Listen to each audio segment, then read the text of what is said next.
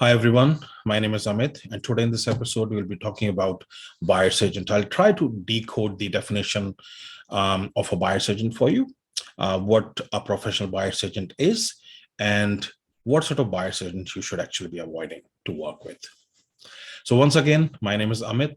I'm a professional buyer's agent, and I help you build self-sustainable property portfolios, targeting short-term growth without compromising on long-term growth on the back of data and research. So a professional buyer's agent is someone who actually works in the best interest of a property buyer. They work through them, they work with them, and their main goal is to achieve the best possible outcome in a property purchase for the buyer. Just opposite to a real estate agent, who I like to call selling agents.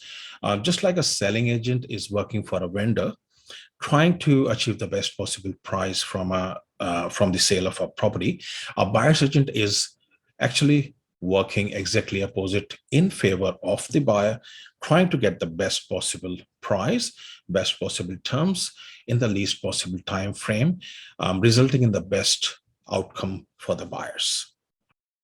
Now, my approach and any professional buyer's agent's approach towards this would be that they should be able to sit down with the clients, their buyers, and understand their needs, their long-term plans, short-term plans, what they want to really achieve from the purchase.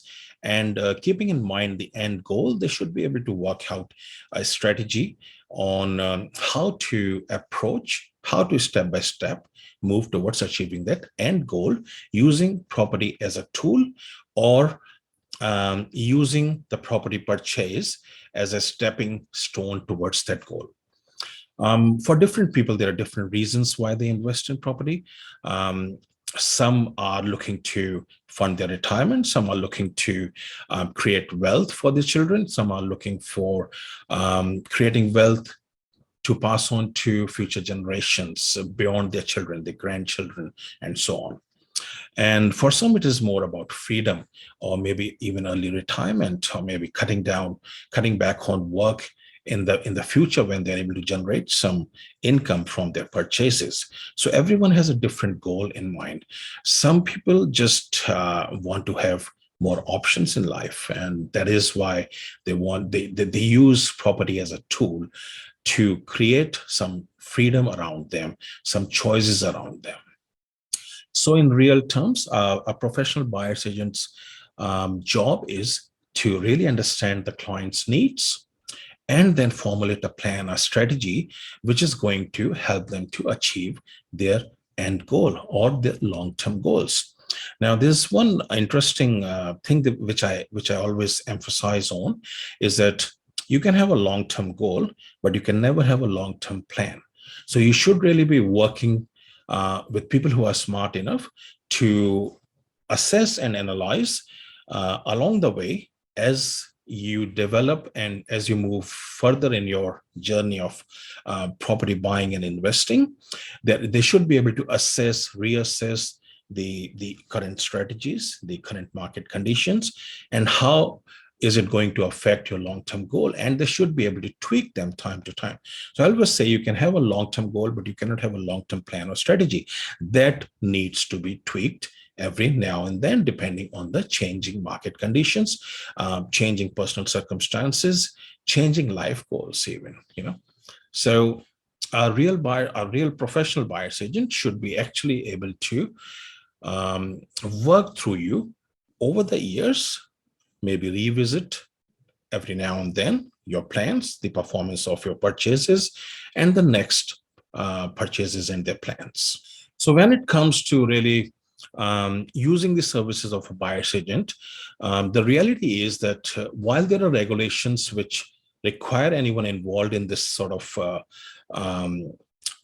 trade or service of buying and selling real estate, the regulations require them to be licensed, but there is no rules surrounding the term buyer's agent and who can actually call them a buyer's agent. And what this results in is that a lot of professionals, or I would say salespeople, actually use this term incorrectly in order to portray themselves as a buyer's agent, but they are actually not working in the best interest of a buyer.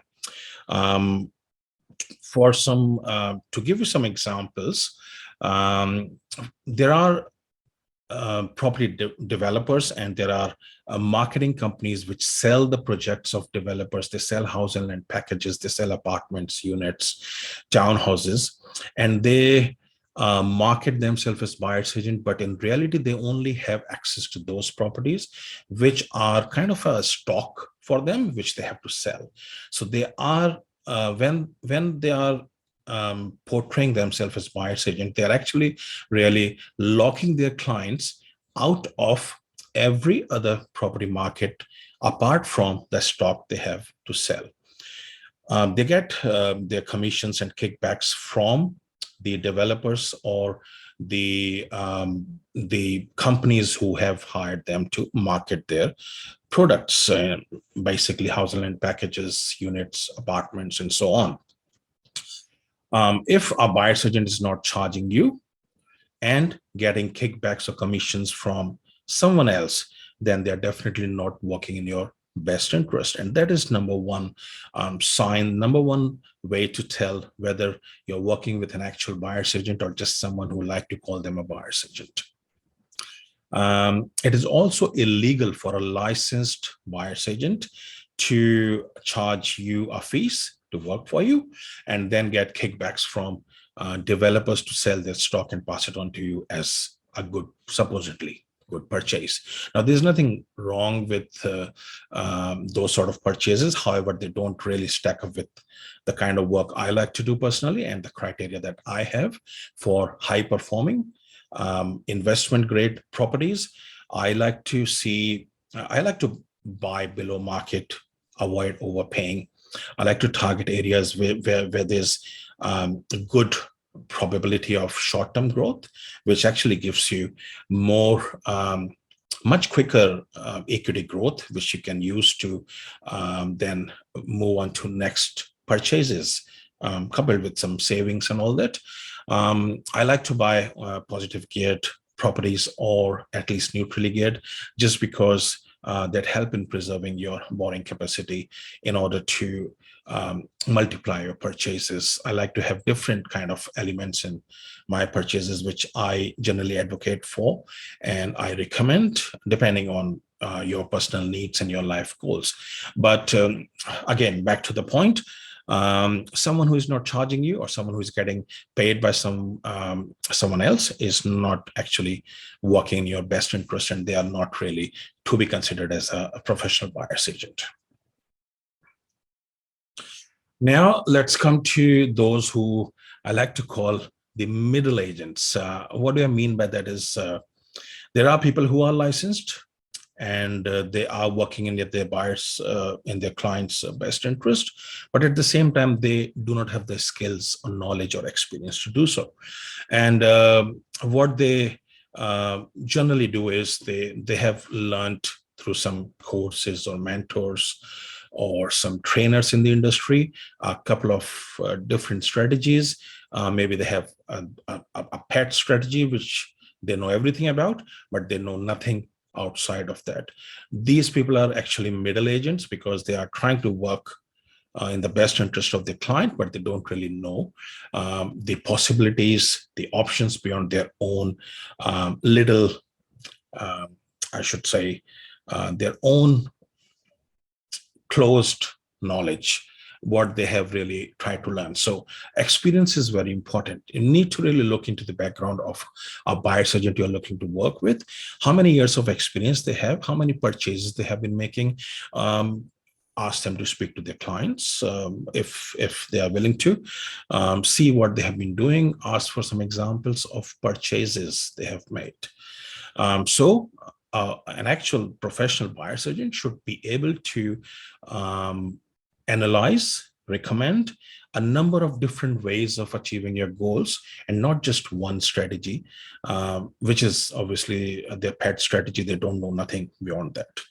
So an experienced buyer's agent would actually be able to analyze different ways of buying property, investing in them, and then would be able to analyze the outcome that you can get out of it.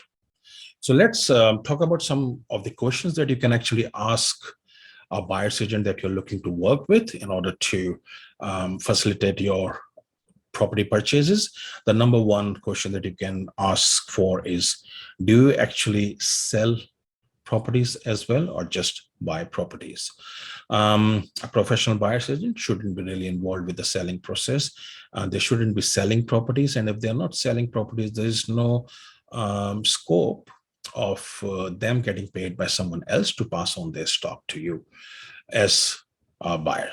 Also ask how much time they are putting into their profession, because there's a number of buyer's agents who do it as a side business, whereas to be able to perform, in my experience, it's not possible to produce results in property purchases working part-time, quality results, to be honest. And the reason behind that is that the number one reason people hire a buyer's agent is because they themselves are busy in their day-to-day life. They are working 9 to 5 or whatever. They're busy with family. They value their time. And rather than running around in the complicated process of buying a property, they like to outsource it to someone who can do it better. And someone, if a buyer's agent is themselves working part-time, they're not fully involved. If a buyer's agent wants to produce results, they should actually be working full-time. It is their full-time job to be researching properties, to be finding deals for their buyers, and to be going through the market every day, day in, day out. So that's all for today. Just wanted to give you a good understanding of what a professional buyer's agent is and what they should be in order to be able to produce the results that a client would want them to. I'll see you again in another episode. Till then, bye.